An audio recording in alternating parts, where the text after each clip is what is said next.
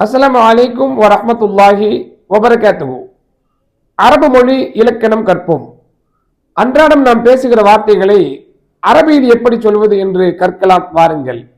மா என்ன, மன் யார், மத்தா எப்பொழுது, ஐன எங்கே, ஹாதா இது, ஹாதிஹி பெண்பாலுக்கு சொல்கிற இது, ஜாலிக்க அது, தில்க பெண்பாலுக்கு சொல்கிற அது, கைஃப எப்படி, கம் எவ்வளவு, இவைகளெல்லாம் அரபியிலே கேள்விக்கு பயன்படுத்துகிற சொற்கள். இது எப்படி வாசகத்தில் பயன்படுத்தலாம் பாருங்கள்.